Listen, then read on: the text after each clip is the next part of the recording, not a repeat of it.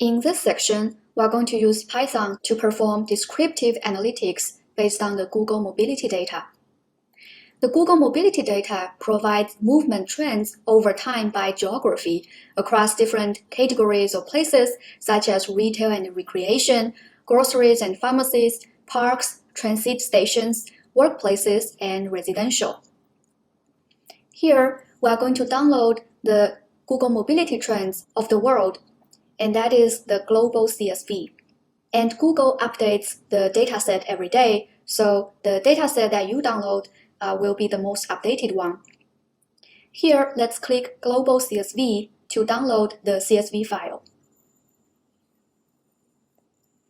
In the next section where we configure our robots, we are going to automate the process of obtaining the data from Google Mobility website. But here, let's do it manually because we want to build our Python codes first. If you are interested in how the Google Mobility data is generated, you can go through the website and obtain more information. But the basic idea is that the lower the value of the mobility data, the less movement is for that district. Now, if you want to look at how the data looks like, you can open the CSV file. Since this dataset contains the movement data of all the countries around the world, and since the mid of February this year, so it contains a gigantic amount of data entries. Although this does not belong to the big data, this is still a large dataset that cannot be directly processed by RPA, so we need to use analytics tools such as Python to help. Now let's close the file.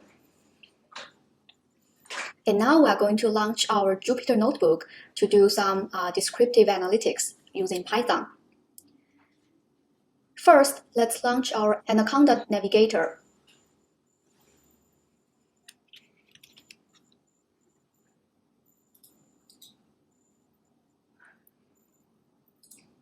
And then launch the Jupyter notebook. Here, you can choose any folder where you want to save the Python scripts, and I will choose Documents because that's more convenient for me. Now let's create a new Python script, and let's rename this notebook as Google Mobility Analysis. To do the descriptive analytics on the dataset, the first task is to read data from the CSV file.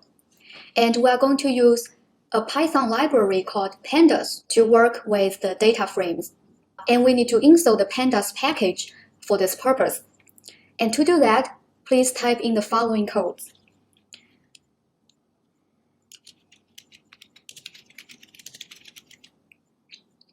Here, we use the pip install to install any Python packages we need. And here, pandas is the package that we are going to use in this project. And now let's hit run. Since I already installed pandas on my machine, it says the requirement already satisfied. But for you, you will see different lines indicating the status of your installation. And once your installation is done, we need to import the pandas package into our project. And to do that, we are going to type import pandas as PD and hit run. This means we are importing the pandas package, and from here on, we are going to refer to this package pandas as PD. Next, we are going to use the pandas function to obtain data from the CSV file. And to do that, let's first create a variable named df, representing data frame, and assign it with the value of the data frame. So df equals pd dot read CSV, and then in parentheses r, and in quotation mark, your file path of the CSV file. In my case, it is. So R means read. In some cases, you do not need the R here. For example, when you do your coding in the Mac system, usually you do not need to put R here. But when you are using the Windows system, usually you use an R, otherwise you will get an error message. So here, inside the quotation mark, you need to use your own file path. And do not forget to add the file name and the extension. Now we can run.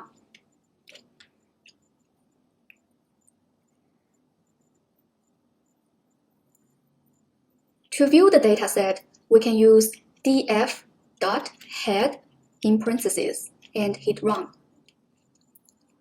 The head function can give us the first 5 entries of the dataset. And this is a function that can give us a preview of how the dataset looks like. What if we want to view the first 10 items of this data frame? We can use df.head and in parentheses 10. So this will give us the first 10 items of this data frame. If we want to view the last 5 or 10 items of this data frame, we can use df.tail and we can put 10 so that we can view the last 10 items. Next, if we want to view just the column of this dataset, then we can do the following. For example, if we only want to view the date column, then we can use df and square bracket in quotation mark date. Date is the column name of the date column that we want to see. And then .head. So in this way, we are extracting only the date column and we are just viewing the first 5 items of this column. Now, if we want to obtain a list of all the columns, we can use the following code, df.columns, and run. So here, we can get a list of all the columns available in this dataset. Before we perform descriptive analytics on this dataset, we want to clean up the data. For example, if we are only interested in the data of New York State rather than the whole world, we want to first extract data of New York State in the United States. To obtain the data only for New York State from the United States, we can filter the dataset by the corresponding columns. So here, we can see that the column country region stores the values about the country. And then the column subregion 1 stores values about the provinces or states for the country. Based on that knowledge, we can then use the log function to filter the data to obtain the data entries for New York State of United States. So please follow me to type the following codes.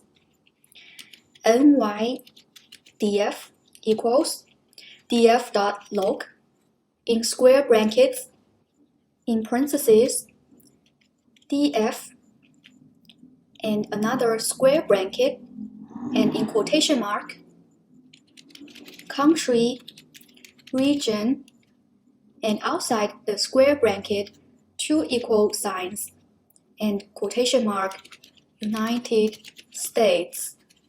Outside the round bracket, use and another round bracket, df, square bracket, sub, region, 1, 2 equal signs, New York.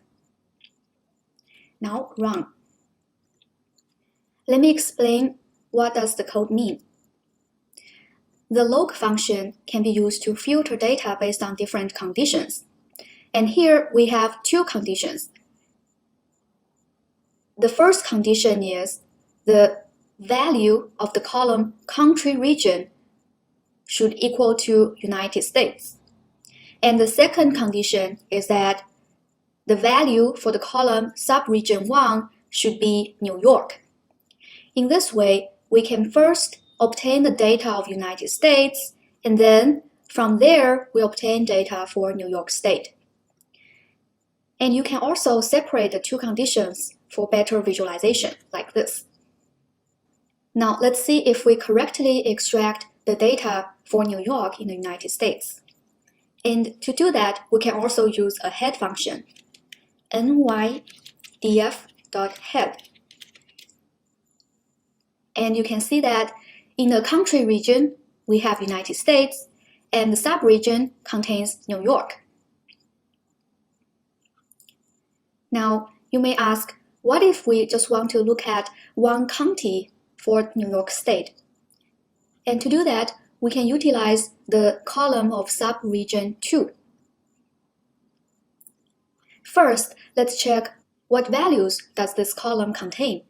And here, we can extract all the values from the column subregion 2 by converting this column into a list. And to do that, we can use list in parentheses nydf square bracket subregion 2 and run. And now, if you scroll down, you can view all the values contained in this column. And now you are wondering, we are having many duplicated values. How can we remove them? So this is where we can apply the set function. So we can say set in parentheses, and then we can copy the list function that we did earlier, and then paste into the set function and run. And now we can obtain the unique values for the counties in New York State. And now, based on this, we can further extract data from a specific county. For example, if we are interested in Manhattan, and then we can use New York County. So we can create another data frame variable, let's say mdf equals nydf.log square bracket nydf and another square bracket subregion 2 equals New York County and run. Here, the nydf is the data frame that we created earlier that stores the data entries for New York State in the United States. And now we are creating a new data frame, mdf, to represent the data frame for Manhattan. And we are applying the log function only to the NY dataset. And the condition is that the subregion 2 is the New York County. To see if we correctly extracted the data for Manhattan, let's use mdf.head. And we can see that here, the dataset only contains the data entries of subregion 2, that is New York County. Now that we obtain the data for New York State and for Manhattan, let's perform some basic descriptive analytics on this dataset. Now let's create a section title called Descriptive Analysis. The first descriptive analysis we'll perform is to identify the maximum value of the mobility in retail and recreation for Manhattan. And to do that, we are going to use the max function. So follow me and type the following codes. mdf in square bracket, and here we're going to provide the column name of the retail and recreation. Here we can copy the title name from your previous work and paste it inside the quotation mark. Now, outside the square bracket, use .max and in parentheses and run. Now we can see that from February 2020 till now, the maximum value for the movement in retail and recreation is 6. Now, if we want to find out on which days did retail and recreation have this maximum value of movement, we can use the log function again. And to do that, please type in the following code. mdf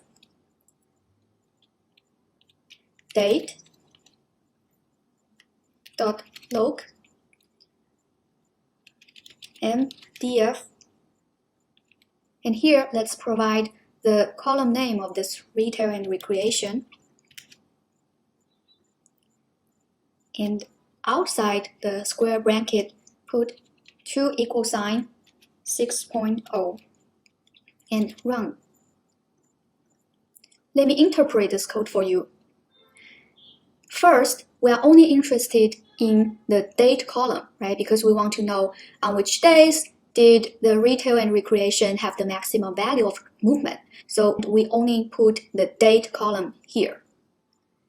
And based on that, we apply the log function, which can filter the data by conditions. And here, the condition is that the value for the retail and recreation equals 6. And from here, we can see that the maximum movement for retail and recreation happened during February before the lockdown. And that makes sense, right? Now, if we want to find the minimum value of the movement in retail and recreation, we can use the min function.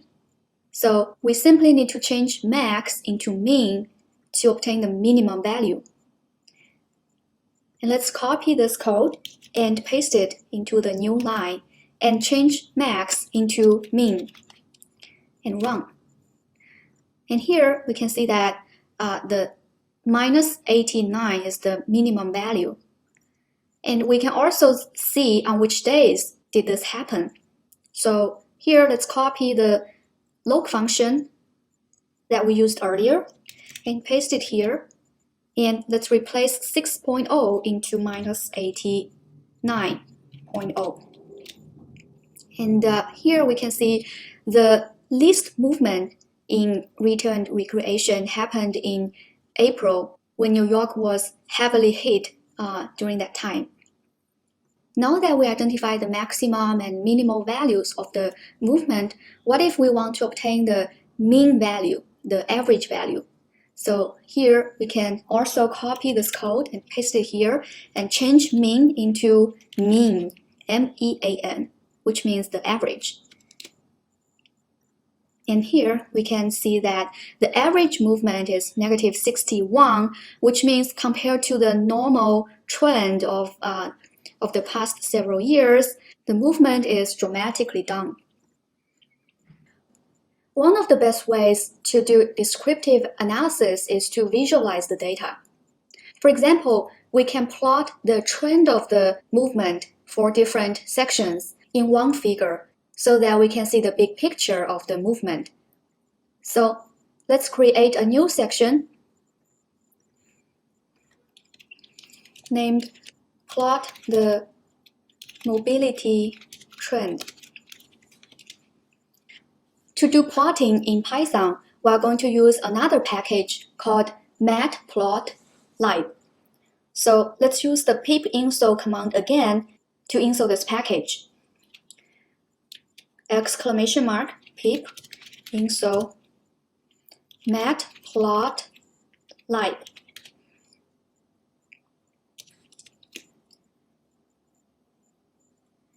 Since I already installed this package, it shows the requirement is already satisfied. And for you, you will see the status of the installation. Once the installation is done, we need to import the package into our project. And to do that, let's use import matplotlib.pyplot as plt. This means we are importing the package matplotlib and its sub-package named pyplot into this project, and from here on, we refer to this package as plt. Now, we want to plot the movement trend throughout time in one figure. And for that purpose, we need to first convert the column date into the index of this data frame. So just follow me and type the following code. mdf date equals pd dot to date time, and in parentheses mdf date, and run. Next, mdf equals mdf dot set index date. Now let's view our data. mdf.head. So now we see that the date column that used to be between the census, FIPS code, and retail recreation becomes the index of the dataset. And we achieve this by using the toDateTime function and the setIndex function. The first one, toDate function, basically convert the date values in the date column into the time format that can be recognized by Python. And the setIndex function converts the date column into the index of this data frame. It's important to convert the date column into datetime format because we want to plot the trend throughout time. And our original values in the date column is string type, so Python cannot recognize them as time. And here we use the datetime function to convert the data type so that Python knows when we do the plotting, they recognize the column as the time. And by setting the date column as the index, we can save some effort later when we do the plotting. Now let me show you how to make a very basic graph. For example, we want to plot the movement trend for retail and recreation. To do that, we can type the following codes: mdf, and copy the name of the retail and recreation, and put it in the quotation mark, and dot plot in parentheses, and next line, plt.show. Now we see that we plot the trend of the movement for retail and recreation in this graph. And from here, we can see that since the lockdown in March, the movement level dramatically decreased. And then, since the summer, the movement gradually picked up until now. However, the movement level is still very low compared to February before the lockdown. This plot is only for retail and recreation. Now we want to put the movement of the other sections into one graph. And we have grocery, parks, transit, workplace, residential. So we want to put everything in one graph. Here, you can use the code I provide in Canvas and directly copy and paste that code into this section. Here, I copy the code and paste it into this cell. Now, let me explain the code for you. In the first section of the codes, we are plotting the movement trend for each section.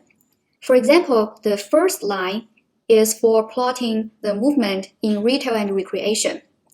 The second is to plot the movement in grocery and pharmacy, so on and so forth. Now, compared to the very simple code that we used earlier, I added more details in the plot section. And these are just parameters to make the graph more beautiful. For example, the LS represent line style. So here, for the line of retail and recreation, I want the style to be dotted. And I want the color of the line to be blue. And I want to add a label to this line as retail. And for the grocery and pharmacy, I want the line style to be slightly different than the dotted line, and I want the color to be orange, and I give it a label as grocery. For the line of parks, I used a marker, which means on the line, I want to add some cross markers to tell this line apart from others, and I use the color of purple, and I add the label of parks. And similar interpretations can be applied to other codes. So these are just cosmetic changes to make the graph more beautiful and more readable. And here, I use this PLT title function to give a title to our figure. So I want to name it as mobility, and you can use other names. We can also specify that we want the title to be in the center of this graph. So here in the log parameter, I specified to be center. Next, the legend function can provide us with a separate box that shows the labels that we generated. If we want to save the figure in our local drive, we can use the plt save fig function. And here, please use your own file path. For example, I want to save the picture in the download folder, and I want to name the picture as manhattanmobility.jpg. And these parameters are just to define some attributes of this picture, and you can leave them as they are. And the last plt.show function can give us the figure right away after we run the code. So now let's run and see the graph here. Since we plot the movement for all these 6 areas together, the plot looks a little bit messy. However, we can see the general trend here. First of all, after the lockdown, we see a dramatic decrease of movement in the grocery, in parks, in transit, in retail. But there is a dramatic increase in the movement in residential. That means, at least in Manhattan area, people do follow the lockdown order and stay at home. And then, since the weather became warmer, people start to go out. For example, they start to visit parks. And you see these little pikes here. So these are weekends. And you can see this reverse relationship between the movement in residential and parks.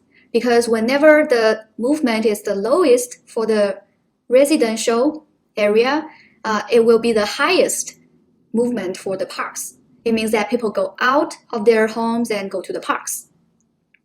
And we see that the trend is picking up recently. And here I want to call your attention, right? You see this is a dramatic jump of movement in parks in this early November. And the movement in residential dropped. It means that a lot of people go to the parks on this day, and we all know what happened in the early November, right? So I don't need to explain. Now we can go to the download folder. And you can see that this is the picture that we created and saved. And you double click, you can get actually a better version of this picture. Now we completed the exercise for the Google Mobility descriptive analysis. In the next section, we are going to combine our Python work with UiPath.